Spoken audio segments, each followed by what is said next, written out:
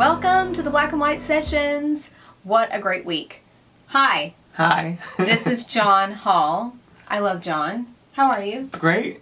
I'm so glad you're here. I'm so glad to be here. This is awesome. It's so crazy. These are so cool. Yes, and I have been hoping that you would come and do a Black and White session for a long time, and I'm so glad it finally worked out. I know. I'm so glad when you asked me, I was like, yes. And I went and looked at every one of them, and I was like, wow, how can I do this? These people are insane. All these crazy people. I know. It's so inspiring, isn't it? It makes you want to be better. Yeah, it's amazing. Well, by the time you see this interview, it will be quite a ways away from now.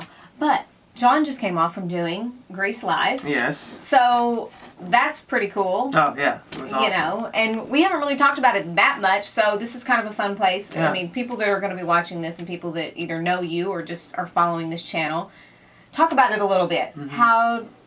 How did it feel for you coming out of that experience, or maybe a fun story out of it? Like just something.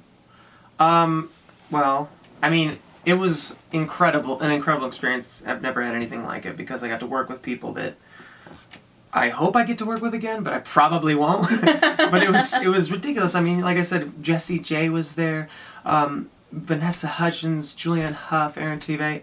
Like, these people, I went to the pre-read. We had we got around a big table and we all read. All the cast read the whole script through and sang.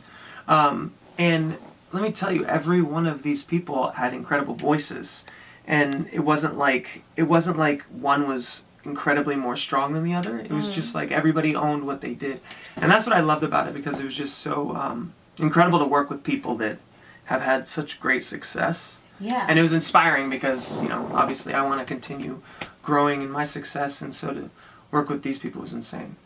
And what, like, the process of doing a live show like that, was, I mean, it feels like it would have had to have been so fast-paced. Did it feel that way to you, too? Yeah, it was really fast-paced. I mean, we had it down to pretty much a science at that point.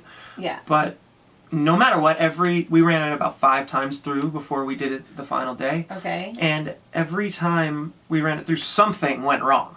Okay. If not 1 or 2 or 3 things, something went wrong. And obviously, when you saw the show, you know, the cart ran over the side. Oh, yes. Everybody saw that. We've all laughed about that. Yeah. So, you know, I mean, something happened every time, but that's kind of the beauty of live television, you know, is that you can expect something unlikely to happen, like the rain. You know, we had umbrellas, and it never rains in California, but of course. Of course. I mean, it hadn't rained. It had not rained for 2, 3. How long was it? 3 forever. months? Just it hadn't rained for a long time. Yeah. But it had been on the schedule that it was going to rain on the 31st. Yeah. No matter what. So we were kind of like shocked and like, oh, this sucks. But then we're like, you know what? This will get more views because people will watch it because it's live, and they're going to be like, what's going to happen? So how will they deal with the rain? Yeah, what are they going to do? Well, we'll use umbrellas. Yes, yes. Right? Because umbrellas existed, you know, back in the days of Greece. So Exactly. that works. Yeah, no, but see, it went from the 2016 to current. Yes. But yes, umbrellas did exist. They just didn't look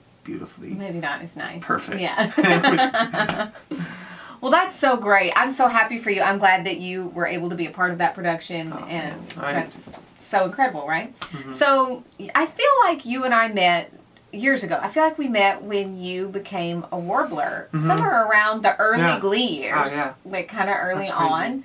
And then you went on to do, you know, this great lead role in Rock of Ages in Vegas, which is pretty incredible. You've gotten to do some really great things, John. Oh, yeah. This is so great. I know. I'm incredibly lucky. Talk a little bit about, because a lot of people that watch this channel, you know, are people that are aspiring to come to LA or New York and work in either theater or studio singing or touring, all that. I feel like I've known you long enough to know there's some really great years and seasons and some really hard and lean years.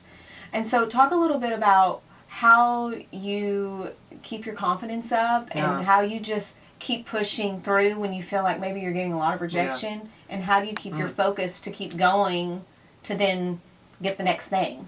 Yeah. You know, because I came out here, I've been out in LA my whole life, and so I've had gigs here and there, but it's always been this, always.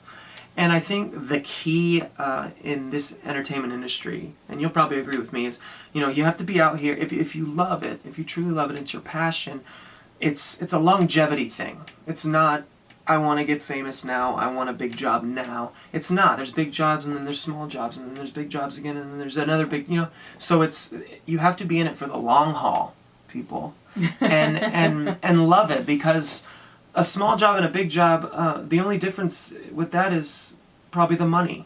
But in terms of the what you're doing, they're equal. They're the same, and they're fun. And if I'm not doing something awesomely big like Grease, then I'm doing my own projects and still acting and doing small shorts and recording and writing.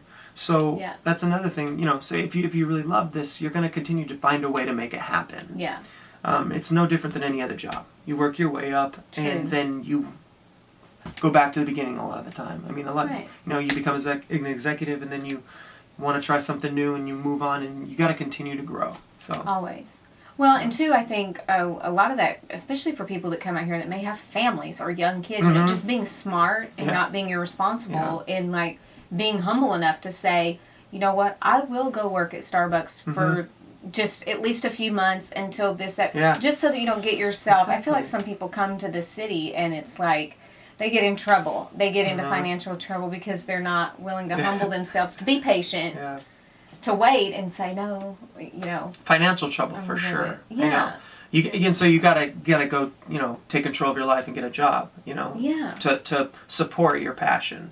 Right. I know, and we're here to say it's okay to do that, people. Yeah, we've all exactly. been there. We've all done it. Absolutely. Getting through that and then reaping the rewards and the benefits later. Yeah. And the wonderful thing is that going back to Greece is that talking to Aaron and Julianne, these people they had this same struggles that you have and that I have, and I'm constantly having to relearn that when I talk to very successful people, is that you continue to grow and you continue to learn and you continue to have to fight for jobs. Right. Yeah. That's the nature of it. It's the nature of the beast. There.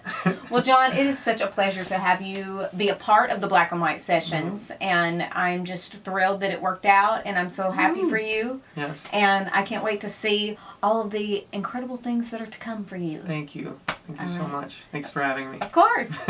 All right. We'll see you guys later. Bye, guys.